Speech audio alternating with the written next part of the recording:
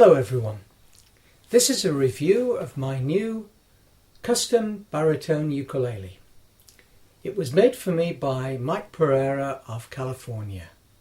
Mike's a good friend of mine and we worked on this together. That is to say, he did all the tricky stuff, I just told him what I wanted. He's actually come up with exactly what I wanted. Let's have a look at it. From the front you can see we have this beautiful European spruce top.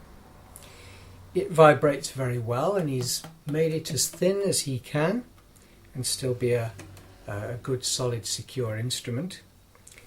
So we've got this spruce lovely rosette, beautiful rosette with some of the other woods that are used, more about those later, but the rosette is, in my opinion, really beautiful.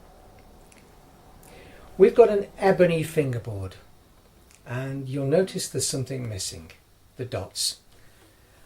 I don't mind a ukulele with dots, but I don't use them, so I prefer the elegance of a plain fretboard. We have got dots at the 5th and the 7th and the 10th and the 12th on the side here. The top here we've got tuners that are Waverleys. Now, I like Waverley tuners. They are an open-backed tuner, geared tuner, beautiful, easy action, very nicely made. They're not cheap, but they're probably my favourite tuners of all. The ebony from the fretboard is also seen here on the Waverley pegs and on the bridge. The bridge is also ebony. And Mike has put on for me a compensated saddle. Now the compensated saddle is there because when an instrument of this quality is played, the tuning is exact. And because the thicker strings need a little more scale, a little more length to them, that's exactly what we've got here. Now you may wonder about the strings. They're of course my own strings, you might expect that, my living water strings. And the interesting thing for many of you is that I always play re-entrant tuned instruments, and that includes baritones, so I don't have a low D on this, it's a high D.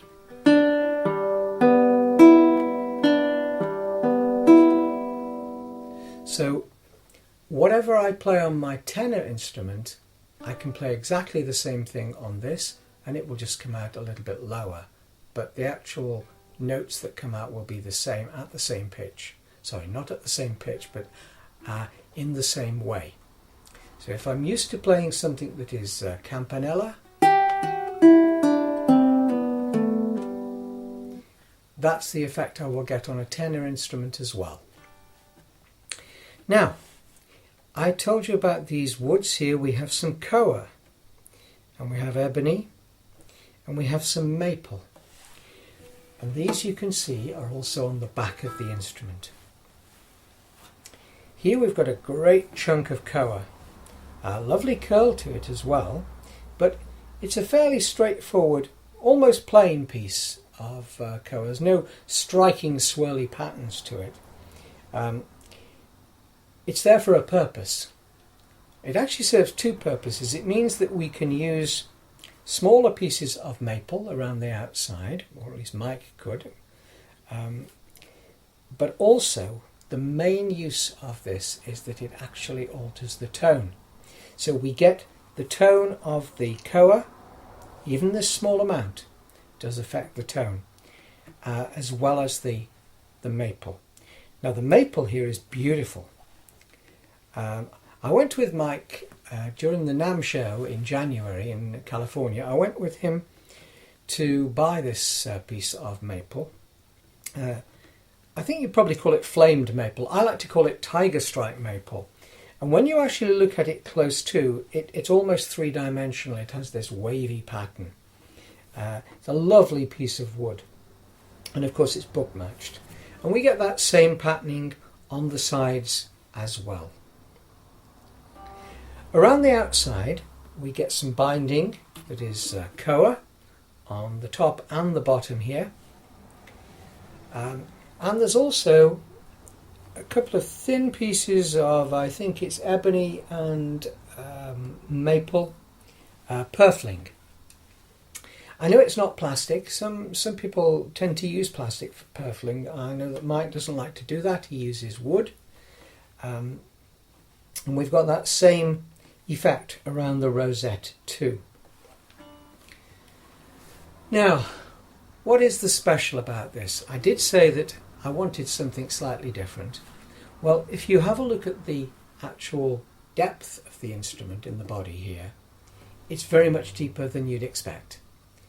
It's probably 1/4 of an inch deeper than Mike would normally do on a baritone, and as much as perhaps 1/2 an inch deeper than many other makers or factory-made instruments would be. So it's got quite a lot of extra volume inside this chamber. It's nonetheless very light. It's a very lightweight instrument, and it vibrates wonderfully well. It's quite loud. It's got a lot of sustain and a lot of punch to the notes.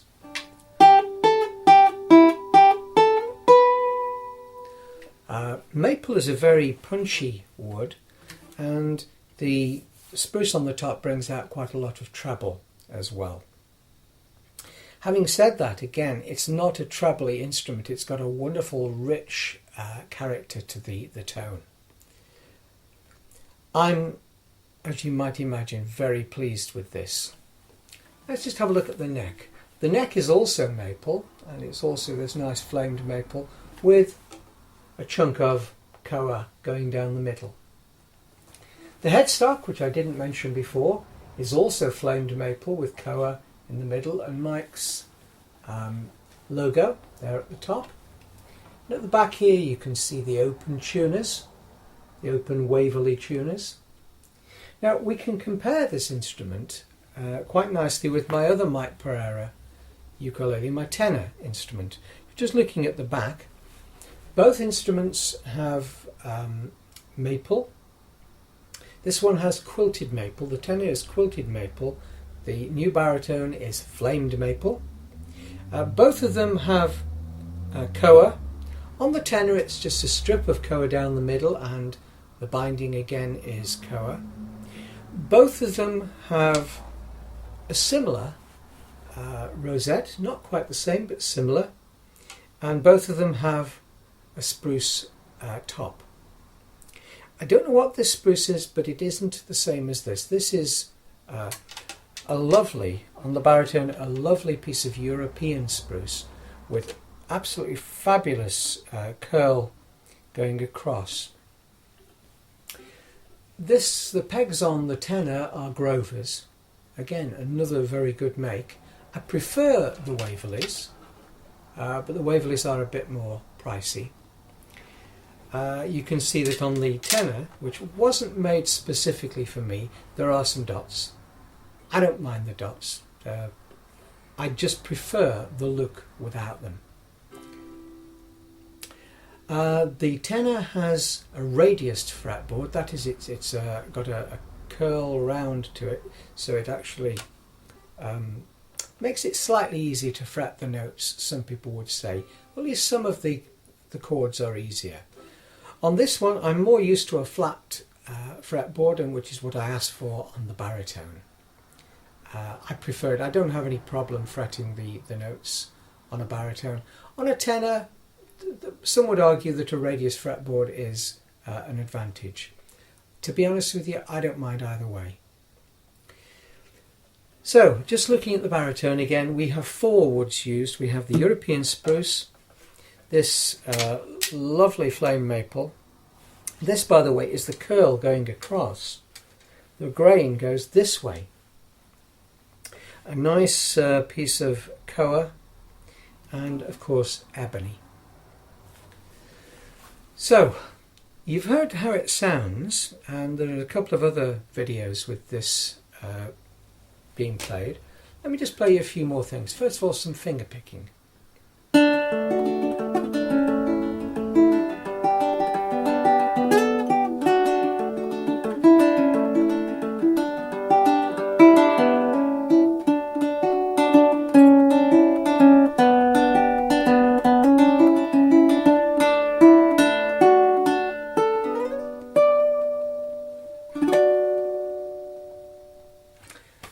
strumming, it sounds wonderful.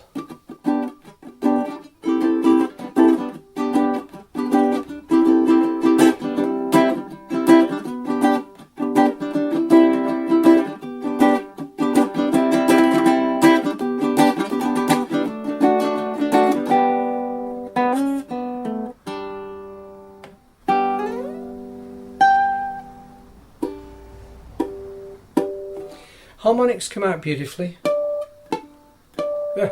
At least they should do. There we go. I'm extremely pleased with this. It has a lovely, loud, vibrant sound. Lots and lots of dynamic range to it. That is to say, you can play it very quietly,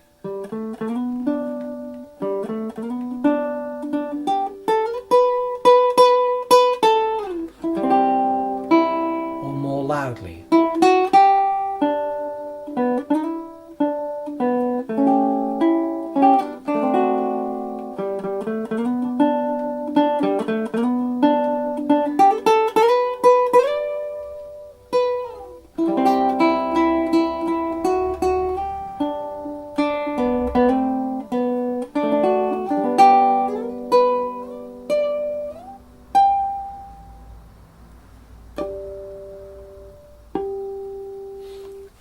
So, that's the Mike Pereira custom baritone. The interesting things about it, in my opinion, are that Mike always puts a different rosette on every instrument he makes. I've chosen to have this deep-bodied instrument. I think it gives a much fuller sound. More of the bass frequencies come through and still retains its brightness. It's not uncomfortable in any way to play. Compared to a guitar, it's really very small. And then the three-piece back. I wanted Mike to do the three-piece back. He's the one, of course, who's designed everything on this instrument, but I had a little say in what I wanted. And I chose the three-piece back because I used to have a Martin Dreadnought, I think it was the D35, which had a three-piece back, and that definitely made a difference if you compared it with, say, a D28 or an HD28. So I wanted to see what it was like with two different woods, two contrasting woods. We've got the warmth of the koa, and we've got the punch and mellowness of the this maple, and it's just a wonderful instrument. I'm going to play you something just to finish off with. Thank you for listening. If you want one of these instruments, if you want something similar, Mike has a little bit more of this this lovely maple left. He can even make you a tenor if you want. If you want an exact copy of this, I suppose you could have one, or you might like to speak to Mike about making something that's your own, something that you would like. So there was one other thing I haven't mentioned. I particularly wanted a sunburst finish. This is a sort of honey sunburst. On my tenor, it's more of a tobacco sunburst. And the reason I like sunburst finishes, I've always wanted one. I wanted one on all the guitars I've owned, and I've never had a guitar with a sunburst finish. So that's why I like it. If you decide you want one made by Mike, you can choose whether to have a sunburst finish or just to have the woods speaking for themselves. Anyway, thank you for listening. I'll see you for the next review, and I'll just play something to finish off with.